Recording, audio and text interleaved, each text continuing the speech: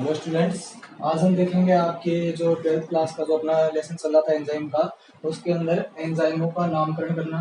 तो एंजाइमों का नामकरण करने से पहले हम इसे ध्यान में पढ़ चुके हैं कि भी जो एंजाइम होते हैं उनकी क्रिया विधि के बारे में पिछली वीडियो में हमने बात की थी कि एंजाइम की क्रिया विधि दो प्रकार से होती है। एक तो होती है कि भाई एंजाइम व क्रियाधर संकुल का निर्माण होना, दूसरा होता है उसके सक्रिय ऊर्जा के मान में कमी होना। तो आज हम बात करेंगे एंजाइम का नामकरण है। भी एंजाइम का नामकरण किस आधार पर किया जाता है। तो एंजाइमों का नामकरण इनके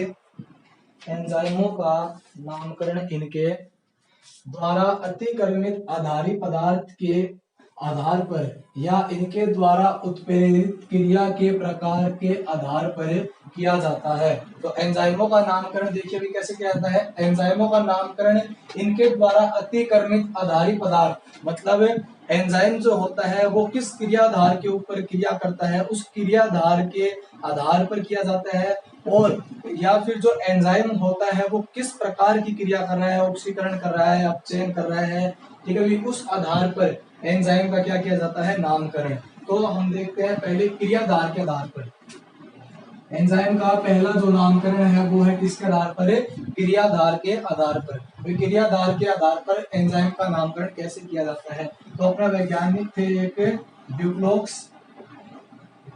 इन्होंने क्या कहा कि जो क्रियाधार होता है उसके अंत में क्या लगा दिया जाता है, एज लगा दिया जाता है। क्रियाधार के नाम के अंत में क्या लगा दिया जाता है, एज लगा दिया जाता है। जैसे मान लीजिए सुक्रेज है, अपना एंजाइम कौन है, सुक्रेज। किस पर क्रिया करता है, सुक्रोज पर। मान लीजिए सुक्रोज के ऊपर कोई एंजाइम क्रिया कर रहा है, तो हमको उस एंजाइम का नामकरण कैसे करेंगे, कि जो क्रियाधार होता है उसके नाम के अंत में क्या लगा देंगे, एज लगा देंगे। तो इसका एंजाइम कौन हो गया, सुक्रेज हो गया। कौन हो गया, सुक्रेज। अब जैसे मान लीजिए माल्टोज है, माल्टोज अपना क्या है, क्रियाधार है, एक शर्करा है। माल्टोज के ऊपर कौन क्रिया कर रहा है, एक एंजाइम क्रिया कर रहा है, जिसके एंजाइम के नाम के अंत में हमने क्या लगा दिया, एज लगा दिया। तो अपना एंजाइम कौन सा हो गया भाई, माल्टेज, ठीक है भाई। दूसरा है अपना लिपिड। लिपिडों के ऊपर कुछ एंजाइम क्रिया करते हैं, उनके अंत में हमने एज लगा दिया, तो वो कौन सा बन गए, लाइपेज, ठीक है भाई। तो ये थे क्रियाधार के आधार पर, मतलब एंजाइमों का नामकरण दो आधार पर किया जा सकता है। पहला है कि भी जो जो एंजाइम जिस क्रियाधार के ऊपर क्रिया कर रहा है उस क्रियाधार के नाम के अंत में क्या लगा दे, एज लगा दे, उसी के आधार पर उसका क्या हो जाता है, नामकरण हो जाता है। सुक्रोज पर कोई एंजाइम क्रिया कर रहा है, अंत में एज लगा दिया उसके नाम के, तो क्रियाधार के नाम के अंत में लगा दिया एज, तो सुक्रोज के ऊपर जो एंजाइम क्रिया करता है उसका नाम क्या हो गया, सुक्रेज, ठीक है भाई। किसने बताया, ये ड्यूक्लोक्स ने, एज लगाने का जो नामकरण है उसके बारे में। नेक्स्ट अपना रासायनिक क्रिया के आधार पर। देखिए भाई आपने यहाँ पर क्या देखा कि क्रियाधार के आधार पर हम अगर एंजाइम का नामकरण करते हैं, क्रियाधार के आधार पर हम एंजाइम का क्या कर रहे हैं, नामकरण कर रहे हैं, तो हमें पूरी क्रिया के बारे में जानकारी नहीं मिलती है। अपना जो जीव रसायन विज्ञान है उसने क्या कहा कि भी जो एंजाइम जिस क्रिया को करता है उस क्रिया के बारे में हमें क्या होना चाहिए, पूर्ण ज्ञान होना चाहिए कि भी ये एंजाइम इसके अंदर किस प्रकार की क्रिया कर रहा है, ऑक्सीकरण कर रहा है, अपचयन कर रहा है, हाइड्रोजनीकरण कर रहा है, किस प्रकार की क्रिया कर रहा है, उस क्रिया का हमें क्या होना चाहिए, ज्ञान होना चाहिए। परंतु यहाँ पर आपको पता नहीं चल रहा है। जैसे मान लीजिए सुक्रोज के ऊपर किसने क्रिया की भी, किसी एंजाइम ने क्रिया की, तो उसका नाम हमने क्या रख दिया, सुक्रेज। परंतु माल्टोज के ऊपर कौन क्रिया कर रहा है, माल्टेज। परंतु हमें ये पता नहीं चलता कि ये जो सुक्रेज, माल्टेज, लाइपेज, ये क्रिया किस प्रकार की कर रहे हैं, ऑक्सीकरण कर रहे हैं, अपचयन कर रहे हैं, जल अपघटन कर रहे हैं। इस क्रिया का हमें इसके अंदर क्या नहीं होता, ज्ञान नहीं होता। इसलिए हम क्या करते हैं, रासायनिक क्रिया के आधार पर क्या करते हैं, नामकरण करते हैं। तो रासायनिक क्रिया के आधार पर नामकरण, जो एंजाइम जिस प्रकार की, मतलब रासायनिक अभिक्रिया की प्रकृति के आधार पर हम क्या करते हैं, नामकरण करते हैं। जैसे मान लीजिए ऑक्सीडेज, अगर किसी रासायनिक अभिक्रिया में क्या हो रहा है, ऑक्सीकरण है या अपचयन की क्रिया हो रही, तो कौन सा हो गया, सॉरी ऑक्सीडेज, मतलब ऑक्सीकरण की क्रिया हो रही तो क्या हो गया, ऑक्सीडेज। डिहाइड्रोजिनेज, अगर कोई एंजाइम क्या कर रहा है, हाइड्रोजन को तोड़ रहा है या जोड़ रहा है, तो क्या हो गया, डी मतलब डिलीट करना, मतलब हाइड्रोजन हट रहा है यहाँ से, तो डिहाइड्रोजिनेज, ठीक है भाई। कार्बोक्सिलेज, कार्बोक्सिलिक अम्लों को क्या करना, कार्बन को हटाना या जोड़ना, तो कौन सा एंजाइम हो गया, कार्बोक्सिलेज। ठीक है भाई। अब हम क्या देखते हैं, कई एंजाइम होते हैं उनके मानक नाम होते हैं। जैसे मान लीजिए अपना जो हेक्सोकाइनेज एंजाइम होता है इसका मानक नाम क्या है भाई, एटीपी डी हेक्सो 6 फोस्फोट्रांसफेरेज। मतलब जो अपने कौन थी भी, अंतरराष्ट्रीय जैव रसायन संघ, अंतरराष्ट्रीय जैव रसायन संघ ने क्या बताया कि आप अगर एंजाइम का नामकरण करते हैं तो उस एंजाइम के द्वारा हमें उस अभिक्रिया के बारे में भी क्या करना चलना चाहिए, पता चलना चाहिए कि भी किस प्रकार की अभिक्रिया हो रही है। तो इसका जो हेक्सोकाइनेज जो एंजाइम है, उस हेक्सोकाइनेज एंजाइम का मानक नाम मतलब मानक पद्धति दी गई जैव रसायन संघ के द्वारा 1955 के अंदर। उसके अंदर हेक्सोकाइनेज का जो नाम है उसके अनुसार क्या है, एटीपी डी हेक्सो 6 फोस्फोट्रांसफरेज। मतलब 6 नंबर स्थिति पर किसका ट्रांसफर हो रहा है, फोस्फेट का। इसके अंदर ऊर्जा क्या हो रही है, एटीपी के रूप में मुक्त हो रही है। ठीक है भाई। और अपना एक इसी प्रकार से होता है एल ग्लूटेमिक डिहाइड्रोजिनेज। ये एक एंजाइम होता है एल ग्लूटेमिक डिहाइड्रोजिनेज। इसके अंदर आप क्या देखते हैं कि जो एंजाइम का हमने नामकरण किया है उसके अंदर आपको क्या दिखाई दे रहा है, क्रियाधार भी दिखाई दे रहा है। मतलब जो डिहाइड्रोजिनेज एंजाइम है वो किसके ऊपर क्रिया कर रहा है, एल ग्लूटेमिक एसिड के ऊपर क्या कर रहा है, क्रिया कर रहा है। तो एक पद्धति ये भी है कि जो एंजाइम होता है जिस क्रियाधार के ऊपर क्रिया करता है तो उस क्रिया के अनुसार तो हमने क्या रख दिया, इसका नाम एंजाइम का डिहाइड्रोजिनेज। परंतु जिस अभिकारक के ऊपर ये क्रिया कर रहा है उस अभिकारक का भी नाम हम साथ में इसमें लिखते हैं। तो देखिए एल ग्लूटेमिक डिहाइड्रोजिनेज किसके ऊपर क्रिया कर रहा है, एल ग्लूटेमिक एसिड के ऊपर क्रिया कर रहा है। एल ग्लूटेमिक एसिड के ऊपर कौन क्रिया कर रहा है, डिहाइड्रोजिनेज। मतलब एल ग्लूटेमिक अम्ल का ये क्या कर रहा है, हाइड्रोजनीकरण कर रहा है। तो एल ग्लूटेमिक एसिड हमने क्या लगा दिया, एल ग्लूटेमिक अभिकारक का भी नाम लिखा है या क्रियाधार का भी नाम लिखा है, दूसरा आपने लिखा है डिहाइड्रोजिनेज। तो देखिए क्रियाधार के आधार पर, क्रियाधार के अंत में क्या लगा देंगे, एज। और रासायनिक क्रिया की प्रकृति के आधार पर करेंगे, अगर ऑक्सीकरण ऑक्सीडेज, डिहाइड्रोजिनेज, कार्बोक्सिलेज, ये नाम रखते हैं। अब हम बात करते हैं एंजाइमों का नाम वर्गीकरण। अपना नेक्स्ट है एंजाइमों का वर्गीकरण। तो एंजाइमों का वर्गीकरण हम देखते हैं, एंजाइमों का वर्गीकरण एंजाइम जो रासायनिक अभिक्रिया में भाग ले रहा है उस रासायनिक अभिक्रिया की प्रकृति के आधार पर हम उसका क्या करते हैं, वर्गीकरण करते हैं। तो इसके आधार पर अपने जो एंजाइम है वो हम देखते हैं।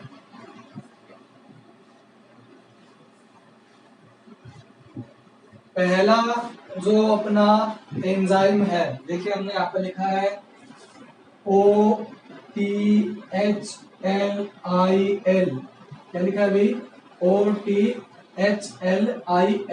इसके अंदर हम पहला देखते हैं, पहला जो अपना जो एंजाइम है, जो अपना जैव रसायन संघ था उसके अनुसार, अंतरराष्ट्रीय जैव रसायन संघ के अनुसार, IUB के अनुसार जो एंजाइम है उसको कितने भागों में बांटा गया है अभी, 6 भागों के अंदर बांटा गया है। पहला है अपना ऑक्सीडो रिडक्टेज। पहला एंजाइम कौन है भाई, ऑक्सीडो रिडक्टेज एंजाइम है। ऑक्सीडो रिडक्टेज एंजाइम, पहला एंजाइम कौन सा है, oxido reductase. Oxido reductase enzyme क्या होते हैं, ये वे एंजाइम होते हैं जो किसी रासायनिक अभिक्रिया में ऑक्सीकरण या अपचयन का क्या करते हैं, काम करते हैं। ऑक्सीकरण या अपचयन की क्या करते हैं, ये क्रिया करते हैं रासायनिक अभिक्रिया में। मतलब ये एंजाइम इलेक्ट्रॉन क्या करते हैं, ग्रहण करते हैं, या हाइड्रोजन त्याग करते हैं, या हाइड्रोजन त्याग करते हैं, इलेक्ट्रॉन ग्रहण करते हैं, या इलेक्ट्रॉन का त्याग करते हैं, हाइड्रोजन को क्या करते हैं, ग्रहण करते हैं। मतलब ऑक्सीकरण अपचयन की क्या करती है, ये क्रिया करते हैं। तो ऑक्सीकरण अपचयन की क्या करते हैं, इसके अंदर क्रिया करते हैं। और ऑक्सीकरण अपचयन क्रिया के आधार पर इस एंजाइम का नाम क्या रखा गया है, ऑक्सीडो रिडक्टेज। ठीक है भाई। तो ऑक्सीडो रिडक्टेज की हम एग्जांपल देखते हैं। पहला है अपना साइटोक्रोम ऑक्सीडेज। ये क्या है अपना, साइटोक्रोम ऑक्सीडेज। दूसरा हो गया एल्कोहल डिहाइड्रोजिनेज। तीसरा हो गया रिडक्टेज। तो ये एंजाइम होते हैं, ये कौन से प्रकार के होते हैं, ऑक्सीडो रिडक्टेज। जो रासायनिक अभिक्रिया में क्या करते हैं, ऑक्सीकरण भी करते हैं, अपचयन भी करते हैं। किस प्रकार से, या तो इलेक्ट्रॉन हटा देंगे, हाइड्रोजन जोड़ देंगे, या इलेक्ट्रॉन जोड़ देंगे, हाइड्रोजन हटा देंगे। ठीक है भाई। नेक्स्ट है अपना, ये हो गया अपना कौन सा, ऑक्सीडो रिडक्टेज। दूसरा जो एंजाइम है वो अपना कौन सा है, ट्रांसफेरेज। दूसरा एंजाइम कौन सा है, ट्रांसफेरेज। ट्रांसफेरेज जो एंजाइम होते हैं, ट्रांसफेरेज ट्रांसफेरेज जो एंजाइम होते हैं, इनके अंदर होता क्या है कि ये हाइड्रोजन को छोड़कर किसी अन्य ग्रुप का, जैसे मान लीजिए अमोनिया, ठीक है, इसके अंदर आपको दिया गया methyl group, phosphate, methyl group, phosphate आदि का एक यौगिक से दूसरे यौगिक पर क्या करते हैं, ट्रांसफर, मतलब क्या करते हैं, स्थानांतरण। तो उसे हम क्या कहते हैं, इस प्रकार के एंजाइम को ट्रांसफेरेज एंजाइम कहते हैं। वे एंजाइम जो एक यौगिक में या एक क्रियाधार से हाइड्रोजन को छोड़कर किसी अन्य ग्रुप का क्या करते हैं, एक यौगिक से दूसरे यौगिक में ट्रांसफर करते हैं, तो उन एंजाइमों को क्या कहते हैं, ट्रांसफेरेज। तीसरा प्रकार का जो एंजाइम है वो अपना है हाइड्रोलेज। पहले हम देखते हैं इसके एग्जांपल, देखते हैं ट्रांसफेरेज के। तो इसका हो गया ट्रांस एमिनेज, ट्रांसफॉस्फेटेज। अब देखिए आपने एंजाइमों का नाम देखिए, ट्रांस एमिनेज, ट्रांसफॉस्फेटेज। ट्रांस एमिनेज, एमिनेज मतलब एमिन ग्रुप का इसके अंदर क्या हो रहा है, ट्रांसफर हो रहा है। ट्रांसफॉस्फेटेज मतलब यहाँ पर किसका ट्रांसफर होगा, इन एंजाइमों के द्वारा फोस्फेट का क्या होगा, एक यौगिक से दूसरे यौगिक में ट्रांसफर होगा। दूसरा हम देखते हैं हाइड्रोलेज। नेक्स्ट अपना जो तीसरा जो एंजाइम है वो क्या है, हाइड्रोलेज। हाइड्रोलेज एंजाइम, जैसा कि नाम से पता है, ये वे एंजाइम हैं जो यौगिकों के अंदर क्या करते हैं, जल के अणुओं को तोड़ते हैं। मतलब यौगिक का क्या करते हैं, ये जल अपघटन करते हैं, और जल अपघटन करके किसी क्रियाधार को क्या करते हैं, ये तोड़ते हैं। तो वो एंजाइम क्या कहलाते हैं, अपने हाइड्रोलेज कहलाते हैं। जैसे हमने एग्जाम्पल देखा है, एस्ट्रेज, कार्बोहाइड्रेट, एमाइलेज, न्यूक्लिएज। ठीक है भाई, न्यूक्लियस न्यूक्लिक अम्लों को तोड़ेगा, डीएनए आरएनए को। ठीक है भाई। दूसरा अपना एग्जांपल देखते हैं कार्बोहाइड्रेट्स का। तो कार्बोहाइड्रेट्स के अंदर, कार्बोहाइड्रेट जैसे हमने एग्जांपल लिया, तो कार्बोहाइड्रेट किसका बना होता है, ग्लूकोज का। तो जो कार्बोहाइड्रेट है वो किसके ऊपर क्रिया करते हैं, कार्बोहाइड्रेट के ऊपर क्रिया करते हैं, और कार्बोहाइड्रेट का ये क्या करते हैं, जल अपघटन करते हैं। कार्बोहाइड्रेट का ये क्या करते हैं, जल अपघटन, मतलब कार्बोहाइड्रेट के अंदर जल के अणुओं को क्या करते हैं, तोड़ते हैं, मुक्त करते हैं। ठीक है भाई, जल के अणुओं को मुक्त करते हैं, उसको किसमें बदलते हैं, सुक्रोज में, या शर्करा के अंदर बदल देते हैं। शर्करा तो ये है, इसको ग्लूकोज में बदल देते हैं, मान लीजिए इसमें बदल दिया, ग्लूकोज के अंदर जल अपघटित कर दिया है। तो नेक्स्ट अपना है लाइएज। ये तो था अपना कौन सा, हाइड्रोलेज। लाइएज वे एंजाइम होते हैं जो क्या करते हैं, सहसंयोजक बंध को तोड़ते हैं। किसको तोड़ते हैं अभी, सहसंयोजक बंधों को तोड़ते हैं। इसके अंदर यौगिकों के अंदर जो सहसंयोजक बंध होते हैं उनको तोड़ने का कार्य कौन करते हैं, लाइएज एंजाइम करते हैं। जैसे एल्डोलेज, इसका क्या है, एग्जाम्पल है। यौगिकों में सहसंयोजक बंधों को तोड़ने वाले एंजाइम कौन है, लाइएज। नेक्स्ट अपना आइसोमरेज। आइसोमरेज एंजाइम, जैसा कि नाम से पता है, आइसोमरेज मतलब किसमें परिवर्तित क्रियाधार की समावेशता में ये क्या कर देते हैं, परिवर्तित कर देते हैं। देखिए, क्रियाधार की स्थिति को या फिर किसको बदल देते हैं, प्रकाशिक समावेशता को। क्रियाधार की स्थिति या प्रकाशिक समावेशता को ये एंजाइम क्या कर देते हैं, परिवर्तित कर देते हैं। तो वो एंजाइम क्या कहलाते हैं, अपने आइसोमरेज कहलाते हैं। जैसे ग्लूकोज होता है, ग्लूकोज को किसमें बदलना, फ्रक्टोज को, फ्रक्टोज को किसमें बदलना, ग्लूकोज के अंदर। तो ये क्रिया किसके द्वारा होती है, अपने आइसोमरेज एंजाइमों के द्वारा की जाती है।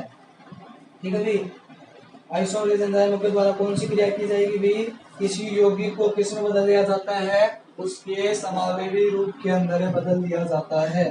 ठीक है। नेक्स्ट अपना देखते हैं लाइगेज। लाइगेज एंजाइम अपना लास्ट एंजाइम है। लाइगेज एंजाइम मतलब जोड़ना, मतलब ये क्या करता है, जो अपने क्रियाधार यौगिक होते हैं उनके मध्य हाइड्रोजन बंधों को क्या करता है, जोड़ता है।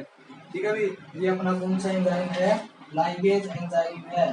तो लाइगेज एंजाइम के अंदर ये क्या करेगा, दो सहसंयोजक बंधों को क्या करेगा, जोड़ने का कार्य करेगा।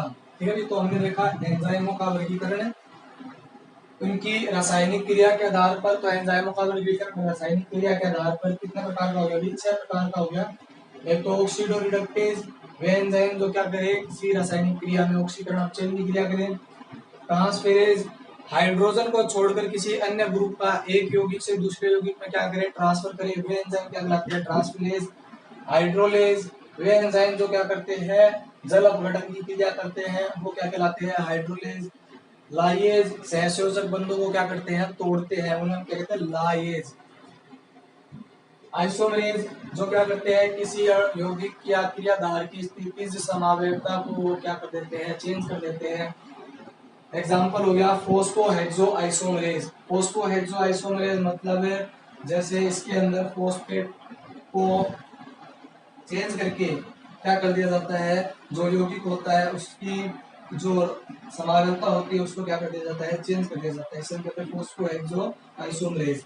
लाइगेज, लाइगेज के अंदर हम एग्जांपल देखते हैं, जैसे पाइरुवेट, कार्बोक्सिलेज, सिट्रेट, सिंथेटेज, ये क्या है, अपने लाइगेज है जो यौगिकों के मध्य क्या करते हैं, सहसंयोजक बंधों को जोड़ते हैं। देखिए अभी लाइगेज व लाइगेज कंफ्यूज मत होना, ये नाम है लाइगेज, क्या है, लाइगेज, और ये क्या है, लाइगेज है। ये क्या है, लाइगेज। तो ये तो क्या करता है, सहसंयोजक बंध को तोड़ता है, सहसंयोजक बंध को क्या करता है, तोड़ता है, और ये क्या करता है, जोड़ता है। ठीक है भाई, तो ये थे अपने आपका जो एंजाइम का जो चैप्टर है वो कंप्लीट हो चुका है। ठीक है भाई, अब हम बात करेंगे आपके नेक्स्ट चैप्टर की अगली वीडियो के अंदर, और इसके आपको नोट्स दे दिए जाएंगे, तो साथ साथ में आप इसके नोट्स तैयार करते रहिए। आज के लिए इतना ही, थैंक यू।